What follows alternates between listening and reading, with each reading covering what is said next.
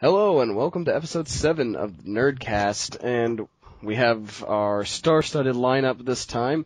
I'm Lee, and I want to introduce you to my lovely assistants, Will. Hey guys.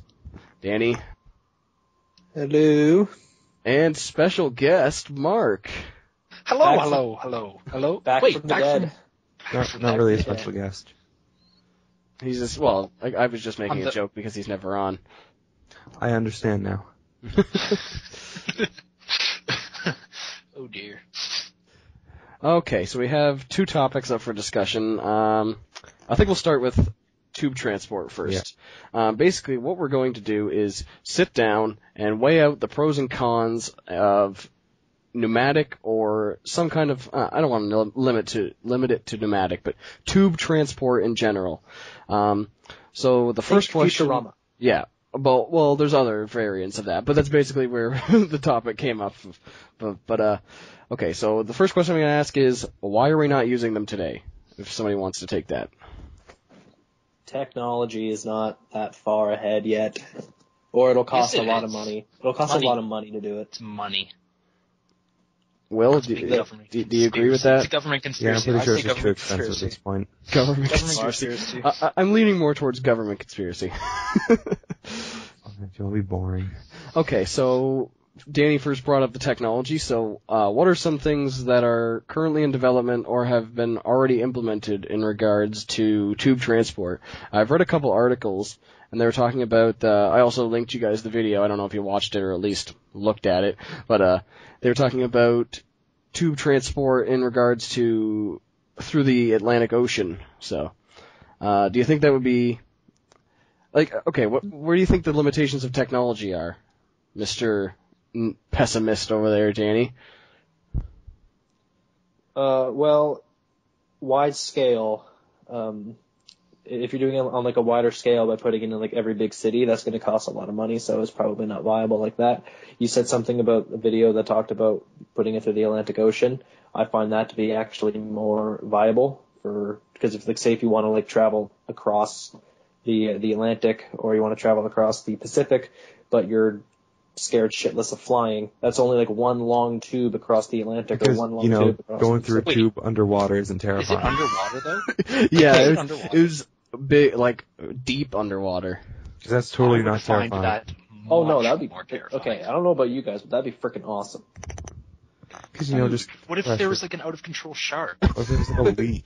Yeah, that 2,000-pound shark that they just caught. What if it ran into the side of the...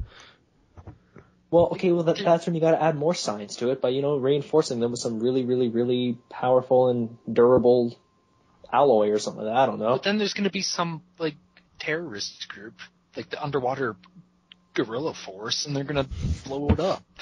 The underwater guerrilla force. The terrible underwater guerrilla force.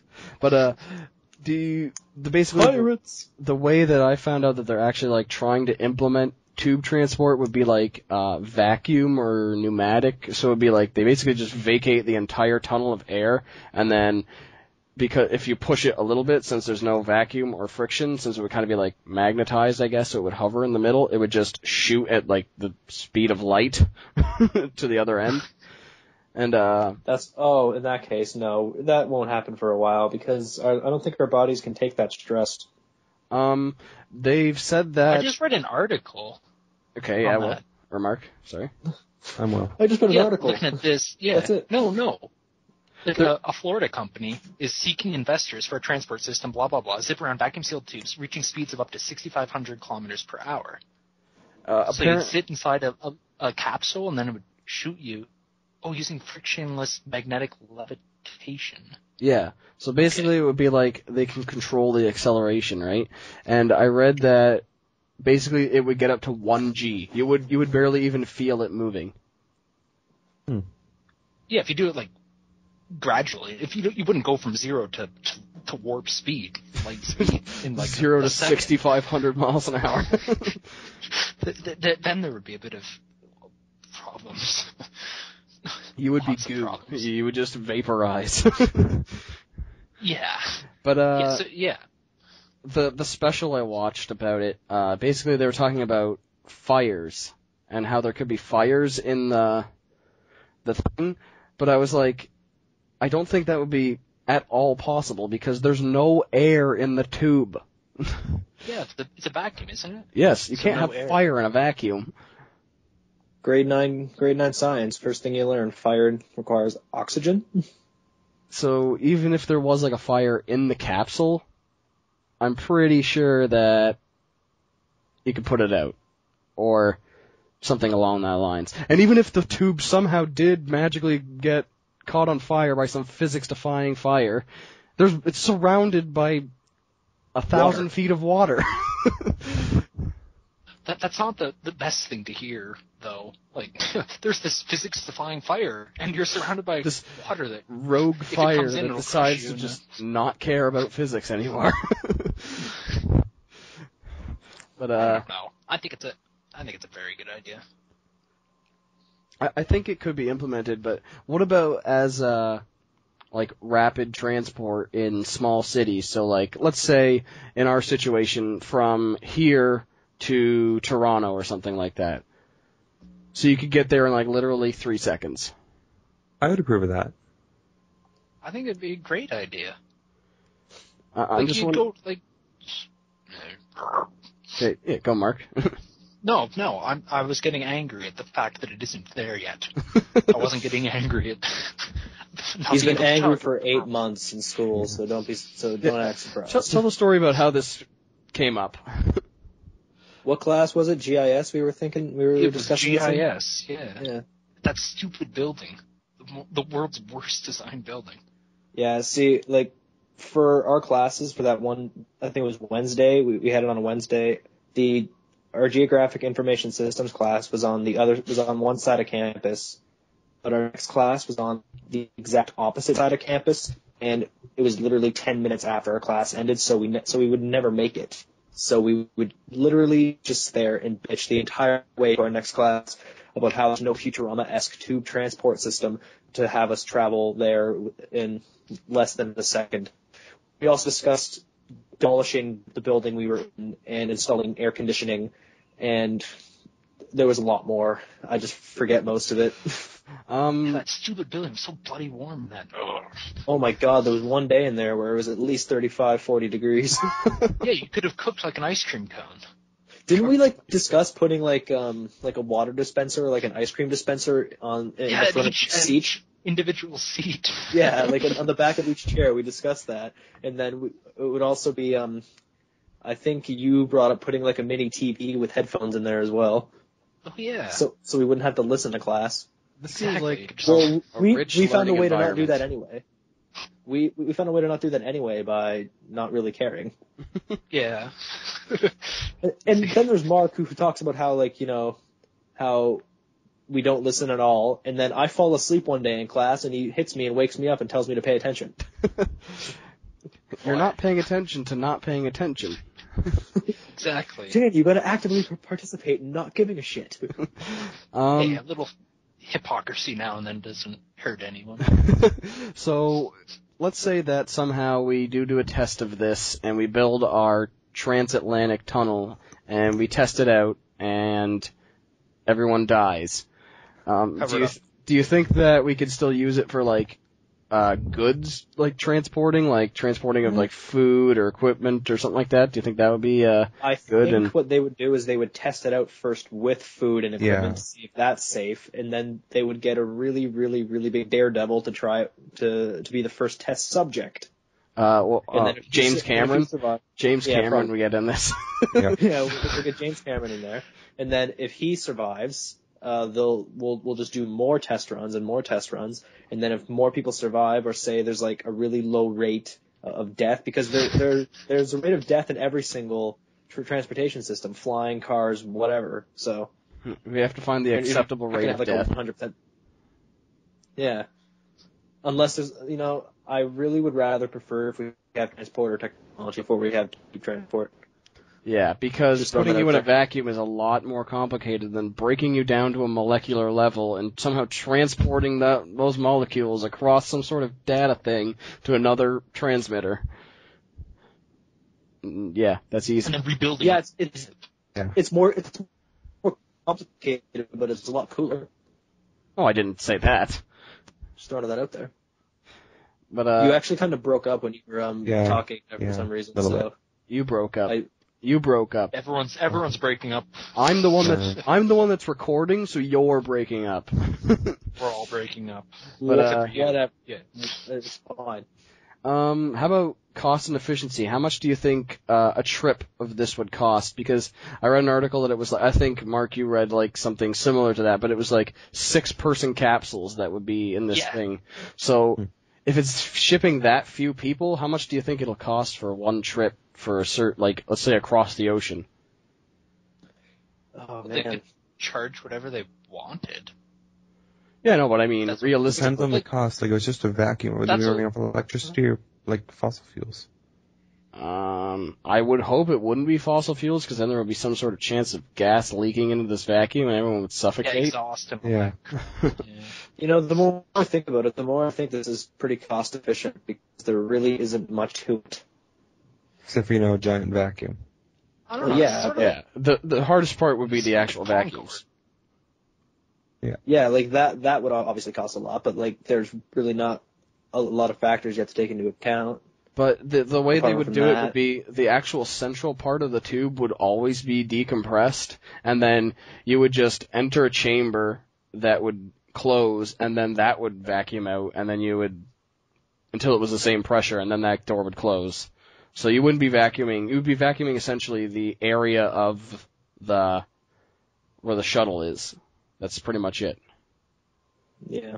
So. Okay. There'd still be huge costs for like constructing though and all that. Like. Well, that's the same with anything though. Yeah, but no, I think a good comparison would be with Concorde, because like they charged at the beginning, not that outrageous, but as time went on, they charged whatever they felt like, which was quite expensive. And then there was the crash, and then after that, it was never the same, and then they discontinued Concorde. Like, I think that could happen with the hypothetical tube transport. People would be weary, and then they'd raise their prices, and then it would just be a tube. A big empty tube. They could turn it into an aquarium. They could turn it into an aquarium tour. An aquarium underwater. Oh my god. Exactly. You could see the fish in their natural habitat, and the oil platforms in their natural spewing. Oh, I thought you meant fill the tube with water and put fish in them. While it's underwater. Yeah, I was going to say, that doesn't make any sense, but it would still be awesome. Just make no sense whatsoever, but it would be awesome. So what would happen if this shuttle somehow malfunctioned, the shuttle of the tube malfunctioned at top speed? Let's say it became compressed again for some reason, or water got into it, and it hit the water or hit a patch of something at 6,500 kilometers an hour or whatever it is. What do you think? How often do you think that would happen? How often? Oh, that's a different question. I'd imagine in initial testing it would happen a whole lot. Yeah. But then they would refine it, and then they would keep refining it, and then when they finally find a way to make it safer, or they find a way to make it more structurally intact, then there shouldn't be a problem with it. It just takes trial and error over and over again, and a little bit of math and physics thrown in there. So, I really can't see a lot of accidents happening with this, even in testing stage. Like, there doesn't seem really that much room for error, other than the vacuum compression and what would be ideal, like, for how to do that and stuff like that. But well, apart from keep in mind, if not exactly. Sorry, well, go on. No, speak. Somebody talk. Well, apart from like the vacuum, really all that is a glorified straw. Yeah. Like really, when you think about it. A straw that has to be able to stand compression. Still just a straw. Oh, you just brought up my point. Because of the huge pressure at the bottom of the Atlantic, or as farther down you go in the ocean, you gotta have like a structure or material that can handle all that pressure. Yeah, it would be the pressure of the lack of air and the pressure of the water. But I think the lack of air would be the further you go down, it just exponentially gets worse. Yeah. Yeah. I think the air would still be the biggest force behind it, but.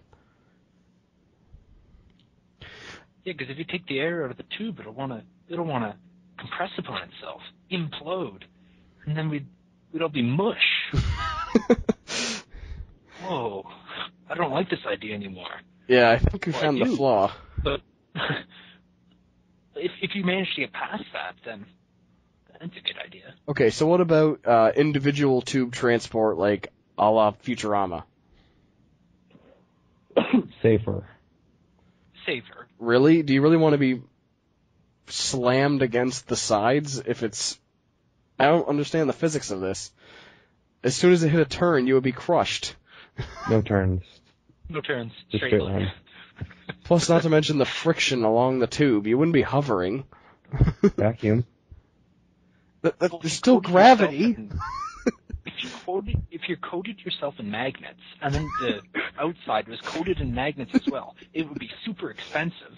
And that's just becoming really inconvenient. Yeah. I'm starting to think that this isn't actually viable. Okay, individual, like, without a capsule is... The more you think about things, the more impossible they are. That the people of Futurama didn't think this through. They probably just thought of a cool idea and didn't even think of any physics behind it.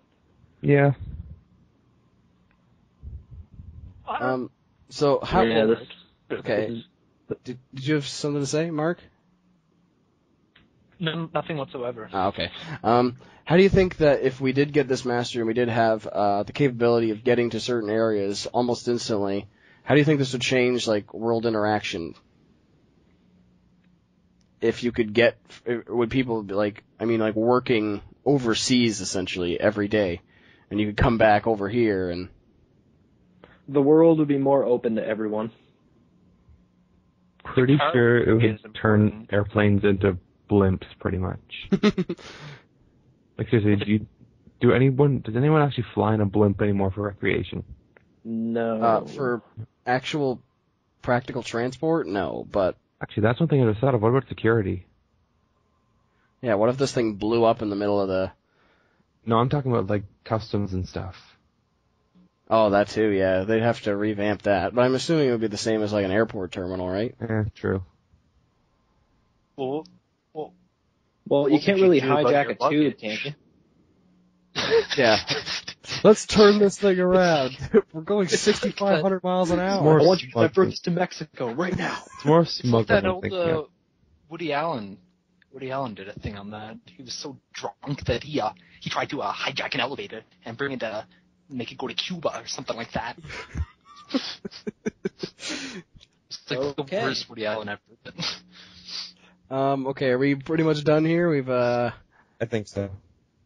Done tube transport? I think we'll let our listeners come up with their own kind of conclusion to this. We'll probably come back to this later. Mark, do you have any... This is an ongoing topic. Closing debate comments here? Tube, good. Testing, needed. Good tube.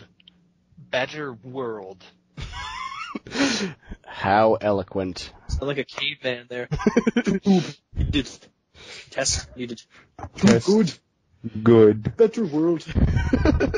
Okay, on to our next topic, the Mass Effect 3 multiplayer. Now, before we even say anything about it, well, let's just say that all four of us have played a round of Mass Effect 3 multiplayer with each other, and it was Mark's first time playing Mass Effect 3 in any way, shape, size, or form. So, and to all our listeners, though, Mark just played his first game no less than 50 minutes ago. Oh, yeah. And won.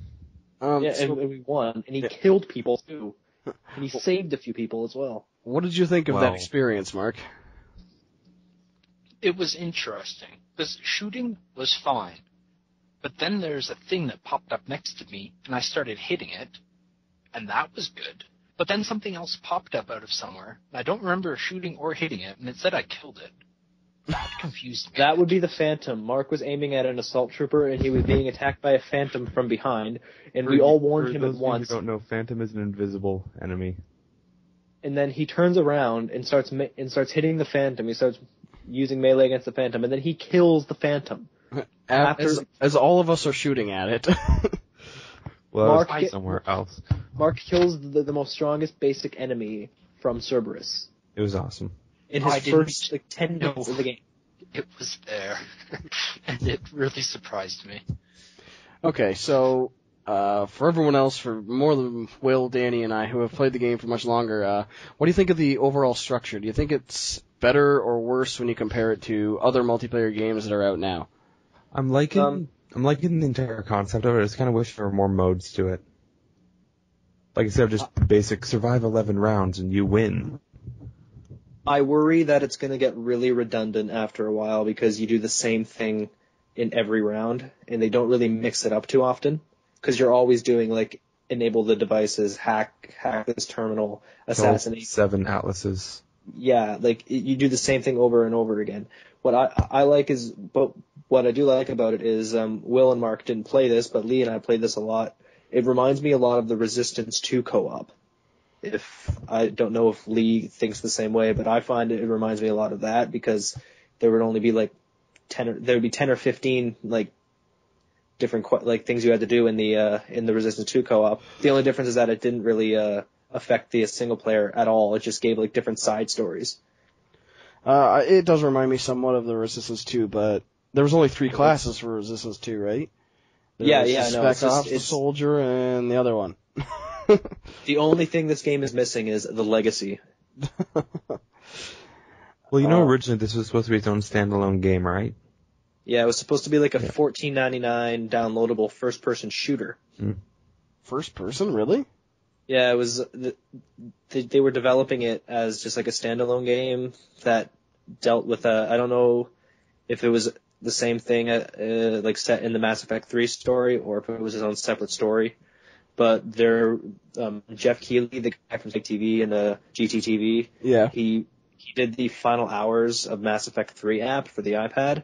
And there's a lot of stuff. And there's a deleted scene in the Final Hours app that I'd just like to point out. It goes back to 2 episodes ago where it shows Shepard telling the 2 squad members with you running towards the conduit to go back and go away. Oh, really? Yep. I found that on YouTube. And then die. That seems like an important part of the story that they cut out. Yeah, it was. That would be like if they cut out the Luke, I'm your father scene, and then all of a sudden the rest of the movies just kind of revolve around that, and then... And then you go into Return of the Jedi, and it's just everyone talking about Darth Vader being Luke's father, and everyone's just like, what? What is going on? Happen? Dun, dun, dun. But yeah, they showed screenshots of the first-person shooter game. I think it showed one character holding an Avenger as his weapon. It was pretty cool, but I prefer this one over that because we have way too many first-person shooters out there right now. Yeah. Well, we're not starving for third-person shooters either, but that's another whole point altogether. But what do you think of the classes? Is there such thing as a second-person shooter? I'm actually curious. I don't think so. No, I don't think so. I think that Mass Effect kind of technically qualifies more so as a second person, because it kind of goes like first person, over the shoulder, and then like third person where you see the entire character, right? You don't really see the entire character all the time in Mass Effect 3, right? Okay. It's not called second person, it's just like over the shoulder. But it pretty much is, No. Pretty much, yeah. About classes. So yeah, what do you think of the classes now? I'm gonna go ahead and say that my favorite, as of right now, is the engineer, but that's probably just because I've got the most use out of it. But right now, my favorite class is probably either the Infiltrator or the Sentinel, just because that's one I'm the most used to right now. But I've been new to Mass Effect basically since the past month. Well, so have I.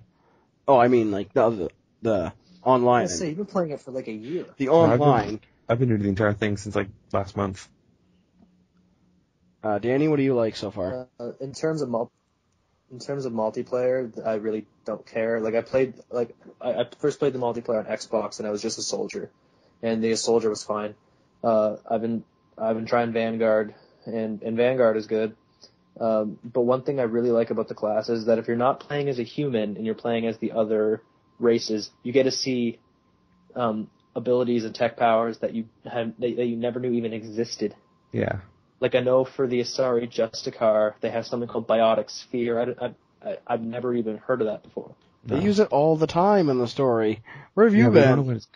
I didn't really pay attention that much. Mass Effect 2, the ending. If you pick, you have to pick somebody with biotics to put a sphere around you to save you from the swarmer things. That's biotic sphere. I didn't know that was biotic sphere. What's another good example? With the Geth and Hunter mode.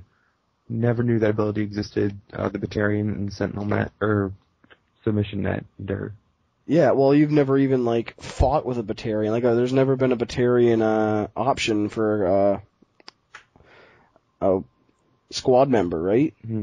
So, you don't really know any of their moves, so. I think that's pretty cool that they did that, and what was the Legion's moves? Or powers? He had, what did he have? Like overload, shield boost. There was, I think it was a Geth drone. Yeah. Yes. If I remember correctly, it was a Geth drone. I'm not 100% sure on that. But yeah, this multiplayer is much more immersive. Yeah, it's much better than I thought it would have been. Oh yeah, I thought it was just going to be like one of those things that that they would add in last second. And there's a lot of people on the internet who say like BioWare took time and resources away by putting multiplayer in. That's not true. This multiplayer was not developed by the same people who developed the game. Like, it was developed by BioWare Montreal, not BioWare Edmonton. Yeah. So, that argument is now like invalid when you say they took time and resources. No, it's an entirely different developer. So people on the internet, shut up. Darn internet. So we've kind of already got into this, but what is your favorite races? Like, what's your favorite race to use so far? I know humans are used an awful lot, but they're probably not that stand out. So Drell and Krogan. Drell are really fast, but they have really low health. That's like one problem. Like they kind of have low health. Krogan, they're tanks. I got shot by one of those Atlas like cannons. Didn't even take down like half my shields. And one heavy melee from a Krogan takes off like two of the bars off of an Atlas armor.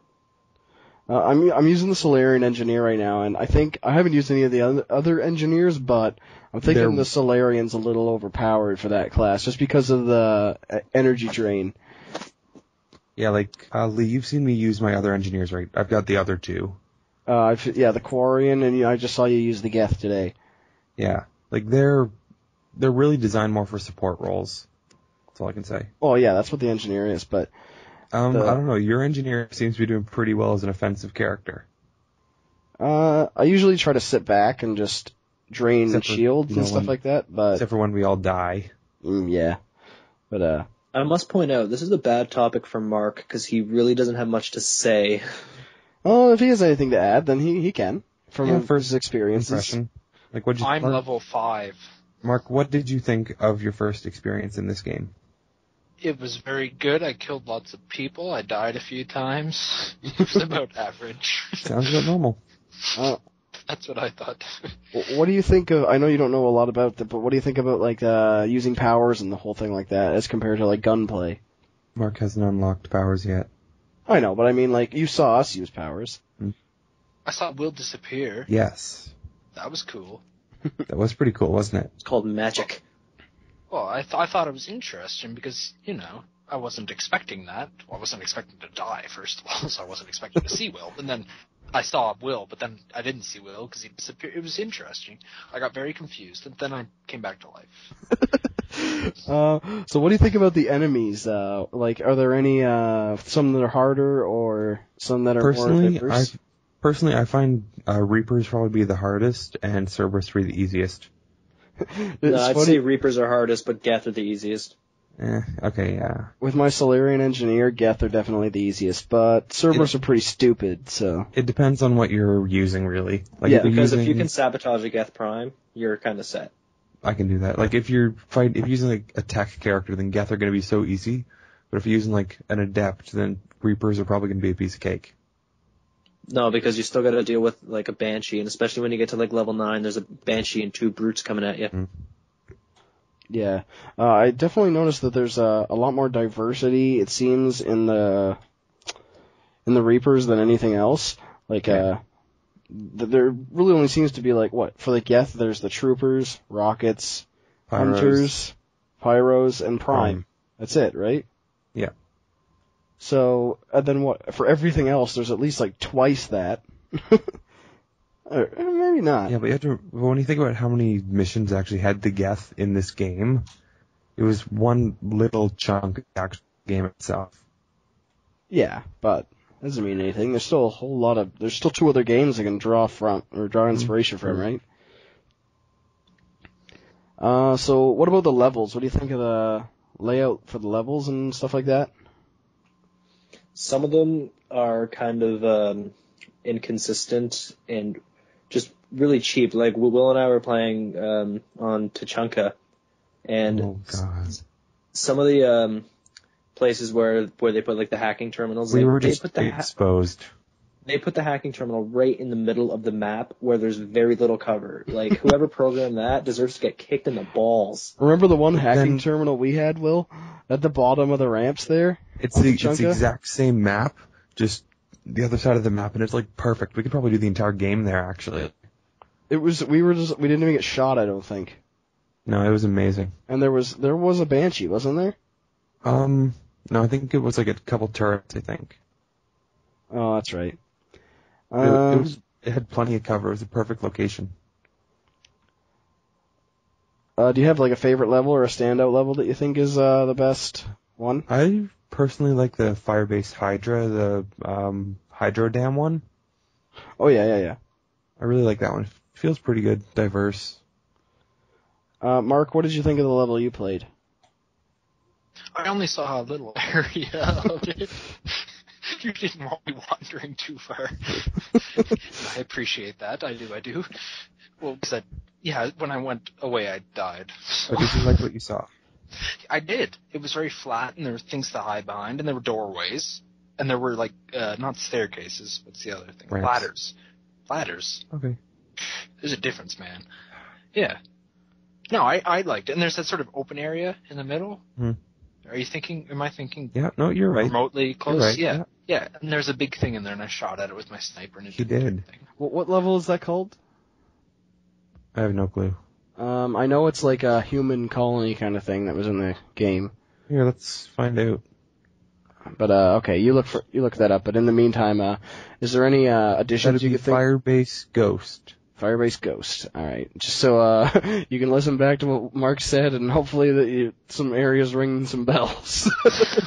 But so we talked a bit about the mission objectives, just like kill, upload certain targets and terminals. Do you think there are any changes or any game types you could think of that would be good? Set a time limit and protect one of your teammates. Maybe just like a run the gauntlet kind of thing.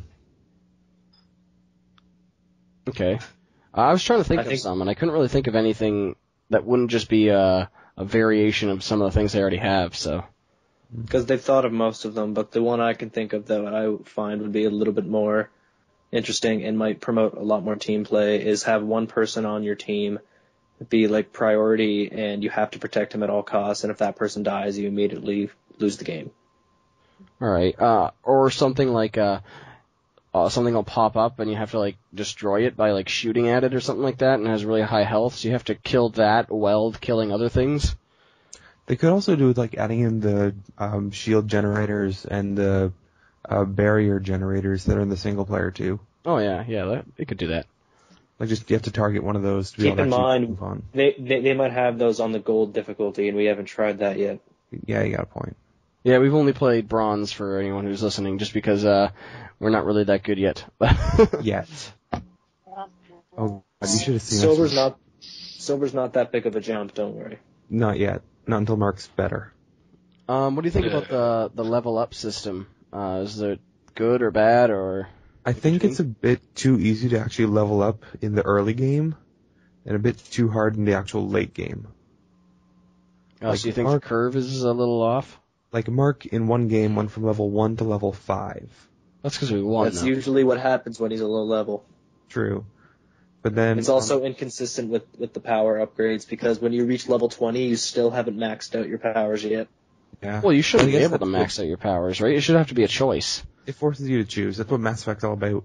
Yeah. No, I know, but like when you get to the end, like I would have imagined you'd have enough like points so that you can spend it all and max out your character.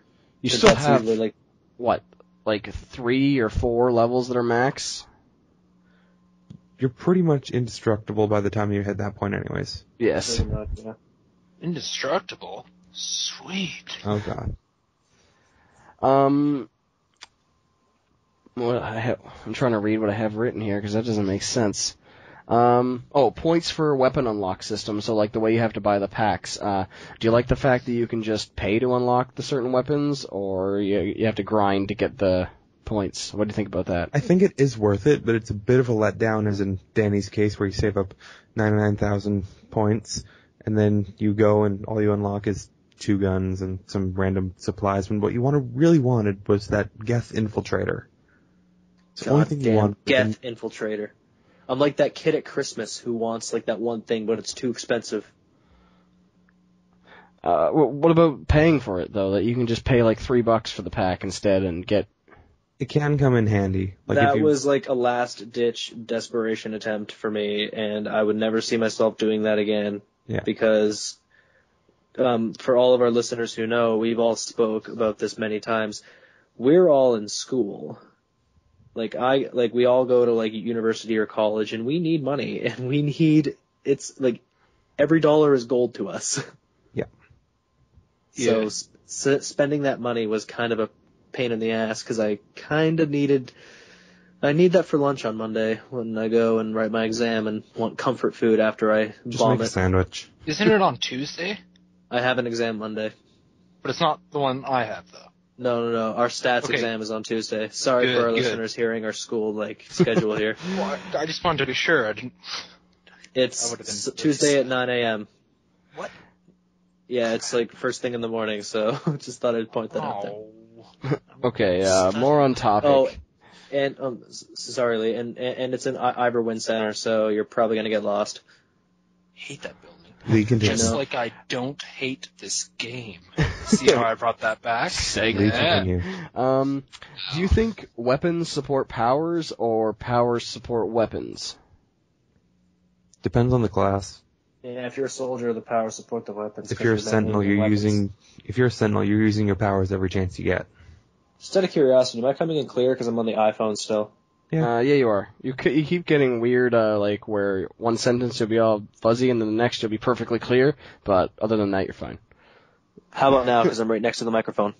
That's pretty much the same. That's the exact same, actually. Yeah. Fucking Apple. Is there anything that you consider overpowered or unfair, or how about, on the other end, useless or underused? No, I think everything has its use. I think it's pretty balanced, yeah. That's one thing that BioWare actually succeeded in the multiplayer regard, where they made it so that every power has at least a use. Yeah, everything's got some kind of use. Like, give, for example, the human vanguard. Like, biotic charge, obviously, you need biotic charge. But Nova, after biotic charge and Nova, best ammunition. Then shockwave for longer range. Yeah. I don't know about you guys, but I'm not a big fan of the Adrenaline Rush. Even though I've played Soldier Adrenaline in Rush my is single much player, better in single player. Well, no, I didn't even use it in single player, and I had it like fully upgraded, and I never used it because I was just like, I don't need it. You're gonna use it on Insanity. I can tell you that right now. It becomes probably your best friend on Insanity. Like, I can't tell you how many times I used it. What do you think of the free DLC that they announced that they're supporting, and do you think they'll keep this up? They're not going to keep it up. They better, because this is incredibly non-EA by making DLC free. I love free stuff. Because this is the same company that released their sports games, and you can buy different gloves for NHL 12. Buy gloves, buy sticks, buy skates, and they increase your players' stats by like a little bit. Yeah, this is weird. Yeah, like, it's really microtransactions, they call it. So I am completely against anything that you pay for that gives you advantage against another player. Like, here's another I know it's not the case in Mass Effect, but like NHL and stuff like that, and even like, let's say, weapons packs for a game like Call of Duty, even though they haven't done that. But if you have to pay for something, they've done it in Battlefield. Yes, if you have to pay for something that gives you an advantage over me because you paid more money than I did, That is totally stupid. You can buy a complete pack on Battlefield 3 for $24.99. You get all the weapons for all the classes, for the high levels. And where I work, I work in retail at an electronics store, and some kid came in and bought an Xbox Live card, and I just asked him what he's using it for, and he said Battlefield 3, and I asked him if he's going for the weapons packs, and he said yes, and I just had the douchiest smirk on my face. I was just oh, you sick bastard. You're the one that's ruining it for everyone. You're disrupting the balance of the force. So what do you think about the decision to go for a co-op game rather than a competitive? There's too many competitive games out there, and with a competitive game, you risk losing the player count a lot faster. At least with a co-op game, you can just have 4 people like we have, and just play it as much as you want. You don't have to worry about getting into a match. Yeah. Do you think that if this game were to be competitive with the current weapons and classes that they had, do you think it would be one class would be overpowered going up against another? Yes. Think of the Krogan versus a Drell. Well, no, even so, I think a Vanguard versus an Engineer is kind of broken. Yeah. Yeah. So I don't know why they scrapped the first-person shooter idea. I think it was because they saw an opportunity to turn it third-person, but I'd imagine balance was one of the reasons why. Yeah, well, I think this game as competitive would be incredibly hard to balance. Yeah. Kind of going back about the weapons and powers, do you think there's an advantage to either rely on using your powers or rely on using your weapon? Do you think there's an advantage to if I went into only using my gun or going in and only using my powers? Again, depends on class. Yeah. Because if you're an adept, the adept was made so that you pretty much are going to be using your powers 90% of the time. But it still would be next to impossible to do an adept with no guns and only powers. I don't know, I've done some games as my Sentinel where I barely fire off any shots. I can use my Krogan Sentinel and literally just melee the entire time and probably still not die.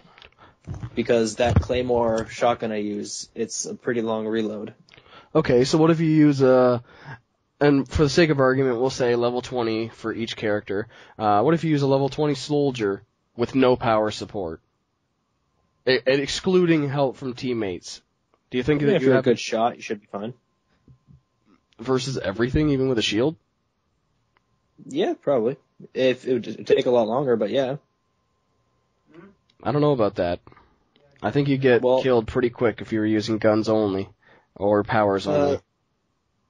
I don't know. I don't like comparing it to the single player, but in the last mission in the game when you're trying to shoot the rocket at the destroyer, I used my powers so much that, and plus I had a really heavy weapon load, so my powers took a long time to recharge. I don't know why I didn't take off my shotgun. I'm just an idiot like that. But I had to use my weapons the entire time, and I survived. The only thing you have to worry about is ammo, but there's a lot of places to go to get ammo in the multiplayer. This is the last question about this, out of my grilling, but what additions would you like to see in the future, in regards to new levels from the single player or even from other games, or new characters? New levels from other games. No, I mean specifically what levels do you think? Collector base. The Solarian STG base. There's the collector base. There's a lot of stuff from Mass Effect 1. There's Ilos, the planet Ilos. That would be on the top of my list. There's the Citadel, because the Citadel becomes is the last level in the first game. There's what else is there? There's a place called Vermeer. That would be a place I'd want to go. In terms of other characters, this is why I'm comparing it to Resistance 2, because people did this in Resistance 2 as well. You could get Nathan Hale, you can get Joe Capelli, you can get all these characters in Resistance 2. That didn't affect your stats, though. That was just skin. No, they should do that as well for say if you're a human soldier or anything like that, or a Drell Vanguard in this case, like if you unlock it like 3 or 4 times, you get the option of making it look like Thane. Yeah. That would be something I would like. Like you don't mean like using those to make it look as best as you can. You just select an option that says this is Thane, right? Is that what you're saying? Yeah. Okay. Because you can't really pick Shepherd, or you can't really have a Shepherd in the game unless it's a skin, because Shepherd you can choose whatever class you want. And customize whatever the look is, right? Yeah. So, I know we talked about this, and I'm surprised you didn't bring it up, Danny. What about a Prothean character? Oh shit, yeah. Kind of forgot about that. Yeah, come on, Bioware, what the hell are you doing? Jesus. What do you think? So, it would Hanar Adept. Okay, I've tried to think about that, and I can't not laugh. I want to see a Volus Adept. You know the one guy that you had to defeat? Yeah. That said he was like psychic or something like that, or the most powerful biotic on the planet? Why can't I be him? But what class? I seriously think there will be a Prothean in the future, or there should be, because it could be easily implemented. But, what do you think it would be under? Do you think it would be like Vanguard, Adept, Soldier maybe? I'm thinking Vanguard. Yeah, Vanguard and Soldier. Based on Javik's powers in the game, you really can't think of anything else, because there's Lift Grenade, which is a biotic power. Maybe a Sentinel. Yeah, it would be a Sentinel because Lift Grenade is a Krogan Sentinel move. Yeah. But there's also Dark Energy.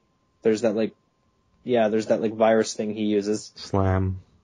Yeah, he uses Slam as well. So he has a lot of biotic powers. So I think a Vanguard would be more appropriate, but Sentinel would be okay as well. Yeah. Because if you play the game and you see the flashback videos of all the of the Protheans getting just absolutely massacred by the Reapers, he uses a lot more biotic powers than he uses tech powers. I only think he uses tech powers to reinforce his shields. Yeah. And that's very minimal. So I would see it more like, because I think each race has 2 different classes. Mm-hmm. Like there's a Krogan Sentinel and a Krogan Vanguard. I don't know if there's any other Krogans, is there?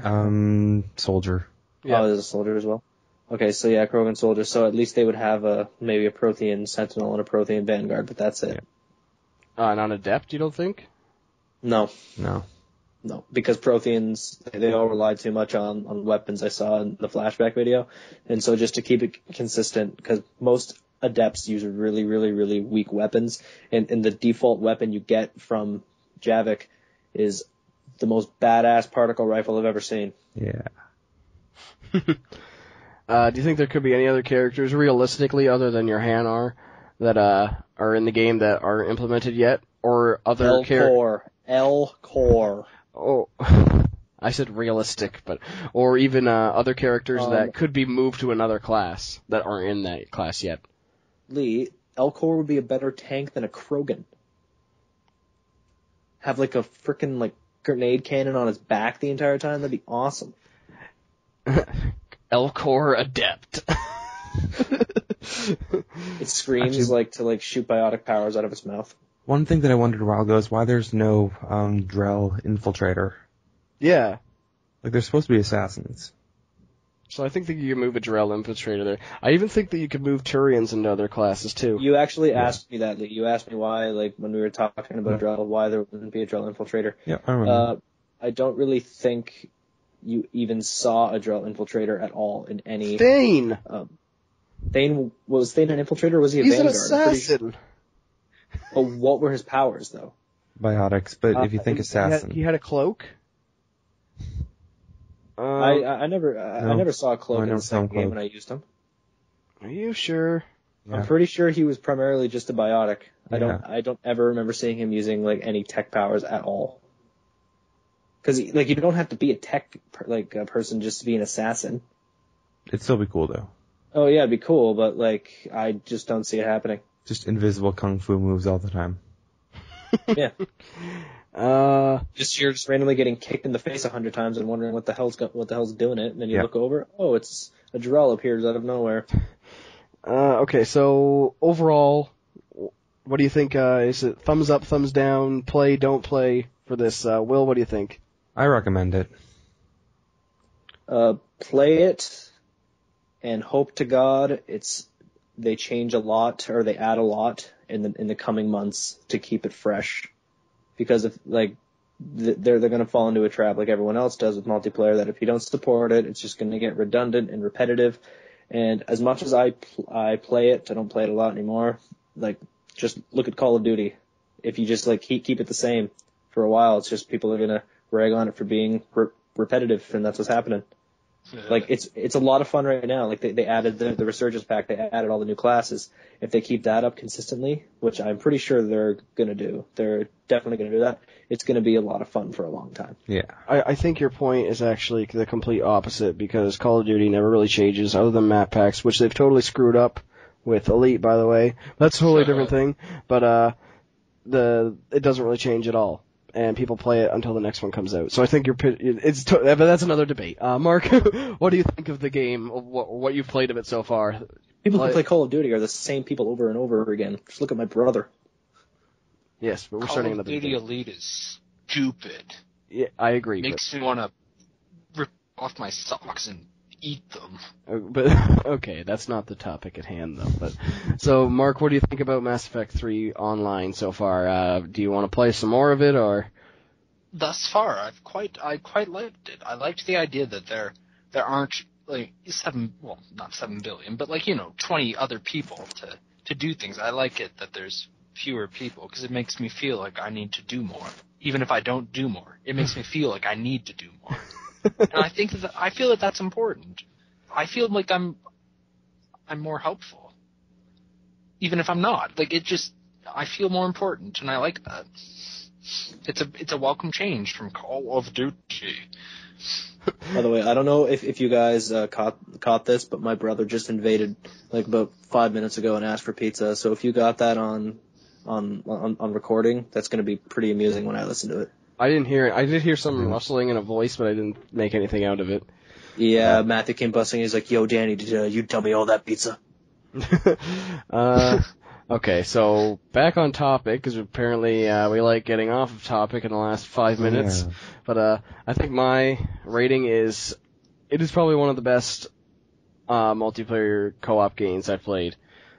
Basically just because it has a stable connection. I know sometimes I have trouble getting into the lobby, but when I'm actually playing, I notice no lag, and Playing Call of Duty a lot makes you appreciate this, doesn't it? Yes, my connection is just god-awful, so I think it's definitely one of the best I've played this year. It is a must-play, in my opinion, both the single-player and the multiplayer. Play the single-player. Yeah. Holy crap. If you haven't played Mass Effect, do it. You're screwing up. You're failing at life. Just make sure if you have an Xbox, play 1 to 3, and if you have a PS3, make sure you play the second one first. Mark? Because you're not going to really get a lot of the story. So make sure you play the other ones first. It's actually a lot of fun. Okay, so I think that's pretty much it. I think we've covered everything. Yeah. Nobody has anything to add? No, I'm good. And I would just like to point out, this is probably going to be the last episode we talk about Mass Effect, because we've done it 3 in a row. Yes. Yeah. Unless we get bored and just throw a video in the background, but that'll be it. Yeah, perhaps. Keep in mind, our Nerdgasm channel is not just dedicated to NERDcast itself. We might throw up other videos as well. We might have something called Nerd Video, where we just have videos of us playing games. Yeah, or we might have something in the future called Nerd Reviews, where we review things. You never know. Yeah, I'm thinking that we will definitely do some things in that aspect, but I think if we do some reviews, we should do it like Ebert and Roper, where we just have 3 people sitting in chairs and just talk about the game. Also, just no one dies like Gene Siskel, please. I'm still debating on what site to use for the podcast hosting. I don't really know what I want to use. I did make an account on Podbean, but I haven't uploaded anything yet, so hopefully by the time you're listening to this, or sometime soon after, we will have iTunes compatibility, and you can put this on your iPod or your other mobile device that you desire. But yes, I'm working on that. And to all of you who follow us on Twitter, if you ever ask us where episode 4, We have no idea what you're talking about. It didn't happen. We don't know what you're talking about, so just don't ask because we don't have an answer. It's like Fight Club. You don't talk about episode 4. Yeah. Episode 4 is just taboo to us. So what is our Twitter, Danny? Our Twitter is @NERDcastPodcast with capital N, capital E, capital R, and capital D. Follow us. Tell your friends to follow us. And follow the people we follow. Because we follow a lot of gamer-centric accounts, like a lot of IGNs and all that. So if you don't follow them as well. But make sure you follow us, because we would love your support. We thoroughly enjoy any criticism you give us. We haven't really gotten much yet, because we don't have a large following yet, but that will come in time. And we hope you all continue to listen to us, because we feel we have a lot of nice things to say. Mm. Yeah. Yeah. Okay, so I think that's it. Yeah. I think we're going to go back and play some more Mass Effect, if that's everyone wants to do that. I'm fine with that. I can't play much longer because I have to study for said exam that 2 more Mark rounds. and I have. 2 more rounds, maybe 3. Okay. Yeah, I know. So then I got to work in the morning. Thanks for listening, everybody, and everyone wants to say bye right now, then... Yeah, have a good one, guys. Yeah, See ya. See you later, man. Merry Christmas. What? No, you're completely mad. Who do you think you are? Christmas Okay. people? Goodbye, everyone. Ho, ho, ho. Ta-ta. What?